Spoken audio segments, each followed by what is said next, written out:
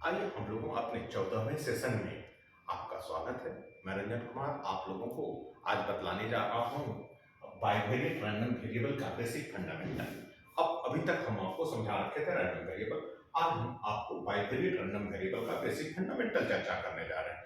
अब यहाँ देखिए बाइवेरिएट रैंडम वेरिएबल, इसका अगर हम एग्जाम्पल लें तो हम लोग कहें कि वेदर फोरकास्टिंग। अब वेदर फोरकास्टिंग में हम लोग का रैंडम एक्सपेरिमेंट क्या है, वेदर फोरकास्टिंग। अब इसका दो वेरिएट क्या हुआ, आपको विंड स्पीड और डायरेक्शन, इसको हम ले लिए क्या, y।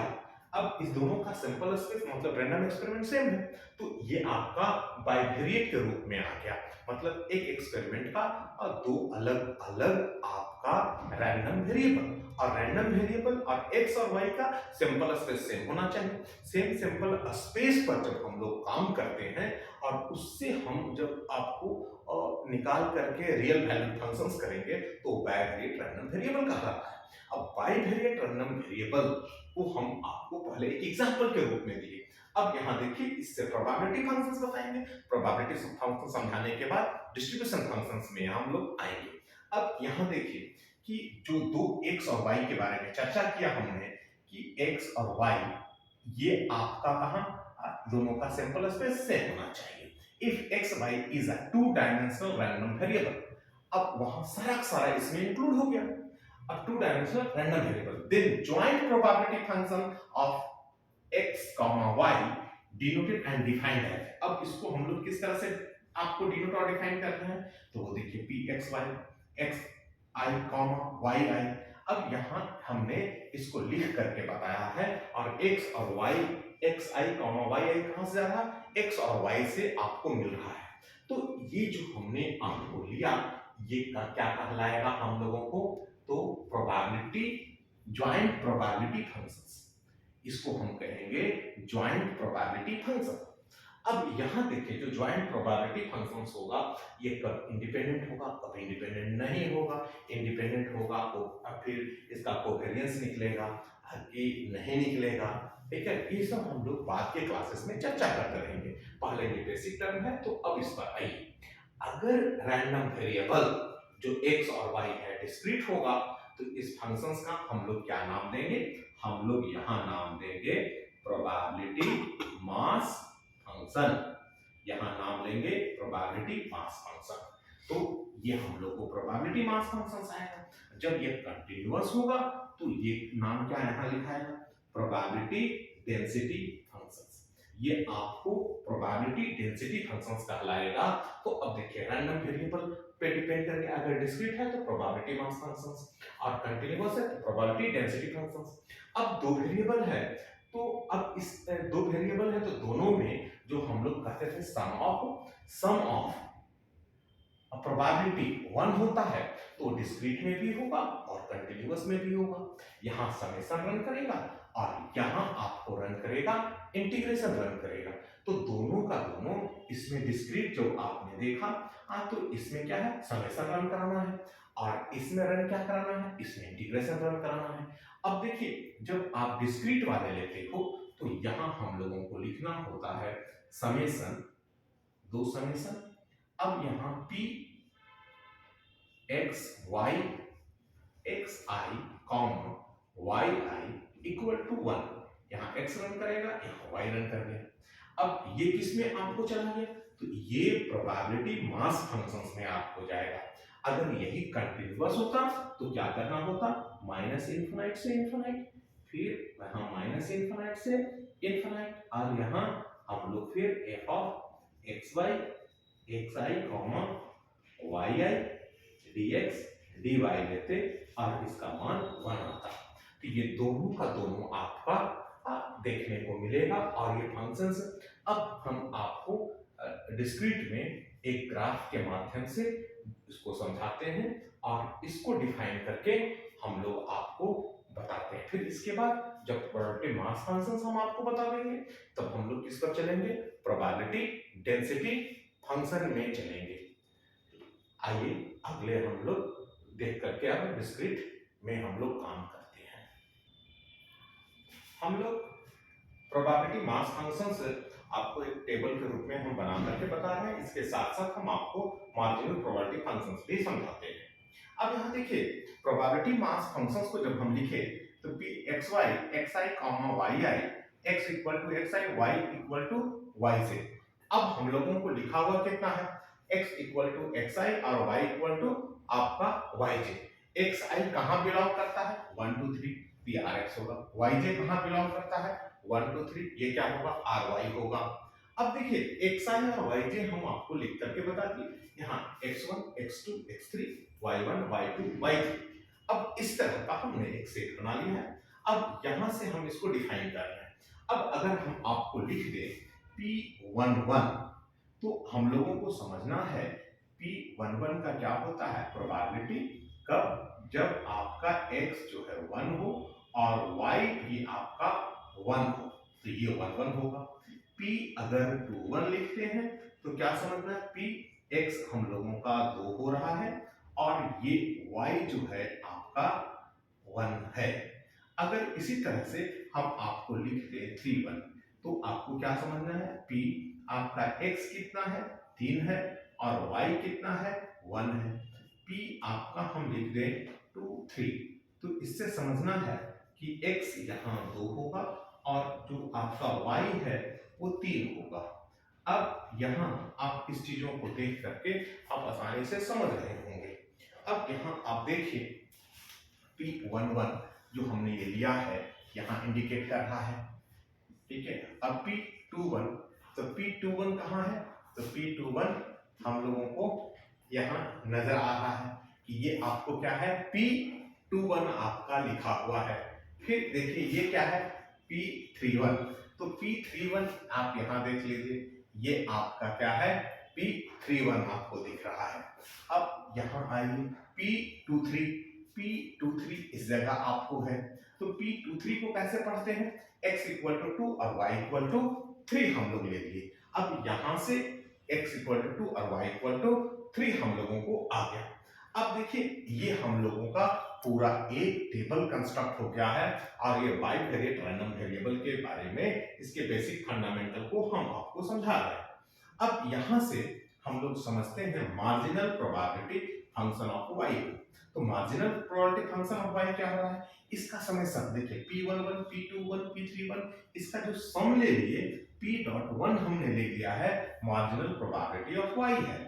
अब यहाँ देखिए मार्जिनल प्रोबेबिलिटी ऑफ y में क्या हो रहा है, x आपको रन्स ओवर जा रहा है, यहाँ गौर से देखिए रन्स ओवर जा रहा है, तो इसको हम लोग क्या बोल रहे हैं, मार्जिनल। यहाँ गौर कीजिएगा, ये आपका है मार्जिनल प्रोबेबिलिटी ऑफ y। अब ये ऊपर वाला क्या लिखा हुआ है, ये मार्जिनल प्रोबेबिलिटी ऑफ x, ये आपका लिखा हुआ है। ये मार्जिनल प्रोबेबिलिटी ऑफ x हो गया और ये क्या है, मार्जिनल प्रोबेबिलिटी ऑफ y हो गया। तो px py आपको ये दोनों का दोनों वैल्यू दे दिया। अब यहाँ ये डिफाइंड है, अब ये डिफाइंड है तो देखिए इस पर हमने तीनों को जोड़ करके बता दिया। तो ये मार्जिनल प्रोबेबिलिटी ऑफ y आपका लिखा हुआ है और ये marginal probability of x show करके हमने बता दिया है। तो इस टेबल के माध्यम से हम आपको दो टर्म बताने में समर्थ हैं। पहला क्या चीज, प्रोबेबिलिटी मास फंक्शंस कैसे लिखना है, कैसे उस पर वर्क करना है, ये चीज, और दूसरा आपको मार्जिनल प्रोबेबिलिटी फंक्शन हम आपको x और y का ये दो चीज बता दिए। तो अभी हम डिस्क्रीट में, पर्टिकुलर डिस्क्रीट जब आप यूज करते हैं तो डिस्क्रीट में प्रोबेबिलिटी मास फंक्शन समझा दिए और डिस्क्रीट में ही मार्जिनल प्रोबेबिलिटी फंक्शन समझा दिए। तो ये दोनों आपको समझ में आ गया होगा। अब हम आपको कंटिन्यूअस डेटा में आते हैं और डेंसिटी फंक्शंस के बारे में समझाते हैं। आइए अब देखते हैं। देखिए हम लोगों का अभी हम लोग देख रहे थे मार्जिनल प्रोबेबिलिटी ये फंक्शंस, लेकिन मार्जिनल किसका देखे थे हम लोगों ने, तो इससे पहले हम डिस्क्रीट में देखे थे और अभी हम आपको कंटिन्यूअस पर चर्चा करना है। तो कंटिन्यूअस पर चर्चा कर रहे हैं तो इंटीग्रेशन हम लोग वहां पे, तो f ऑफ x, अब यहाँ देखिए जब यहाँ x रहता है उस समय हम लोग y को इंटीग्रेट कर देते हैं। तो यहाँ dy आपका देखिए स्ट्रिप्स बन रहा है। तो जो हम लोगों का ये प्रोबेबिलिटी प्रोबेबिलिटी डेंसिटी फंक्शन हुआ। तो प्रोबेबिलिटी डेंसिटी फंक्शंस को कहां से कहां इंटीग्रेट कर दिए, ठीक है, सिर्फ एक बार इंटीग्रेट करते हैं माइनस इनफाइनाइट से इनफाइनाइट, और ये y के रिस्पेक्ट में। अब ये इंटीग्रेट कर दिए तो जो वैल्यू आएगा ये आपका क्या कहलाएगा, marginal probability function of x कहलाएगा। अगर ये प्रोबेबिलिटी जो डेंसिटी फंक्शंस आपको दिख रहा है, प्रोबेबिलिटी डेंसिटी फंक्शंस को x के रिस्पेक्ट में अगर हम इंटीग्रेट कर देंगे तो अब हम लोगों को मिलेगा marginal probability functions of y। अब यहां से देखिए मार्जिनल प्रोबेबिलिटी दोनों का आपको कंटीन्यूअस में निकालने के लिए ये फार्मूला आपको दिया हुआ है। अब ये फार्मूला आपका दिया है मार्जिनल प्रोबेबिलिटी का। तो अब दो जब हम लोगों का अलग अलग वेरिएबल है तो हम लोग क्या क्या अभी नाम सुने, probability mass function, probability density functions, फिर एक नया नाम आया मार्जिनल फंक्शंस। अब जब मार्जिनल प्रोबेबिलिटी फंक्शंस देख रहे हैं तो ये हम आपका डिस्क्रीट में भी देख लिए और कंटीन्यूअस में भी देख लिए। अब पहले की तरह हम लोग इसमें क्या देखते हैं, ज्वाइंट डिस्ट्रीब्यूशन फंक्शन। तो ज्वाइंट डिस्ट्रीब्यूशन फंक्शंस में इससे पहले आप क्या यूज करते थे, इसको हमेशा कैपिटल एक्स से लिख करके हम बताते थे। कैपिटल एक्स जब हम लिखे ऑफ एक्स हम यूज करते हैं तो ये probability of x less than equal to x हम ये लिखते थे। अब जब ये काम किए तो ये हम लोग सब में आपका तीन डिस्क्रीट में और तीन कंटीन्यूअस में हमने सेम चर्चा किया है। अब यहां जब ज्वाइंट आ गए तो इसमें भी कोई भी नया कंसेप्ट आपको मूव नहीं करेगा, आपको इतना ही वर्क होगा और इसी पर हम लोग कैलकुलेट करके मान बताएंगे।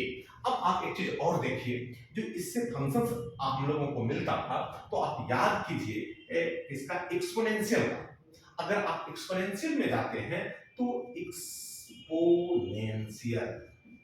अब ये जो आपका एक्सपोनेंशियल है इसमें कैपिटल F ऑफ x अगर हम ये देखते हैं तो हम लोग को मिलता था 1 minus e to power minus theta x, ये मिलता था।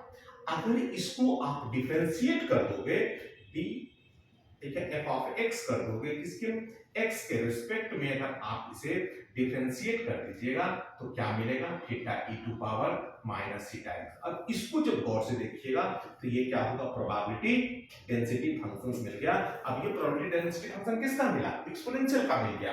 तो यहां भी हम लोगों को कह रहा है कि अगर f ऑफ x y है, अगर इसको पार्शियली डिफरेंशिएट कर दोगे तो इसे आपको मार्जिनल आपको मिल जाएगा।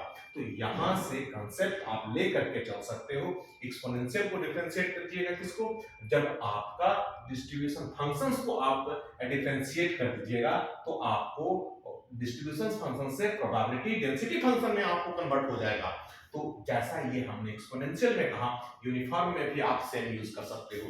तो यूनिफॉर्म में हम लोगों को क्या रहता था, तो यूनिफॉर्म में आप याद करो तो यूनिफॉर्म में आपको दिखेगा क्या कि सर जब हम लिखते थे यूनिफॉर्म में डिस्ट्रीब्यूशन फंक्शंस तो हम लोगों को मिलता था कितना, a minus x upon b minus a. अब इतना टर्म हम लोगों को मिलता था। अब आप चल जाओ इसको डिफरेंशिएट कर दो, तो डिफरेंशिएट करोगे तो क्या मिलने लगेगा, b माइनस ए मिलने लगेगा। तो ये जैसे ही टर्म आपको मिलेगा तो फिर आपको इसमें प्रॉब्लम्स नहीं आएगा। मतलब आप जैसे ही डिस्ट्रीब्यूशन फंक्शंस है और डिस्ट्रीब्यूशन फंक्शन को हम डिफरेंशिएट कर देंगे तो हम लोगों को वो डेंसिटी फंक्शंस मिलना स्टार्ट हो जाएगा। तो ये बेसिक इसका फंडामेंटल था। तो आज हम लोगों ने जो चर्चा किया वो क्या क्या बेसिक फंडामेंटल की सिर्फ बातें हमने आपको बताई। हम अपने नेक्स्ट सेशन में सब पर आपको एग्जांपल लेकर के चलेंगे। इसमें हमने आपको दो टर्म छोड़ भी दिया, आपको ना तो मीन बताया और ना ही वेरिएंस। तो यहाँ वेरिएंस नहीं चर्चा करेंगे, एक्सपेक्टेशन तो हम आपको लेंगे। तो जब एक्सपेक्टेशन लेंगे तो इंडिपेंडेंट वेरिएबल का कंसेप्ट आपको समझाएंगे और वेरिएंस का चर्चा करेंगे। आपको वेरिएंस कैसे निकलता है इस पर हम आपको लेकर के चलेंगे। तो हमारा दो टॉपिक फंडामेंटल कंसेप्ट का और इस पर जो चार बात हमने आपको बताई है, चारों को आप अच्छा से देख कर रखिए। चारों पर हम आपको एग्जाम्पल के साथ नेक्स्ट डे में क्वेश्चंस कराएंगे। ठीक है, आज के लिए ठीक है, धन्यवाद। आप लोग इसे जितना ज्यादा से ज्यादा बच्चों के बीच में पढ़ाइए, ठीक है, ताकि हम पूरे टॉपिक आपको डायरेक्ट यूट्यूब पे लाइव क्लास भी ले सकें। धन्यवाद।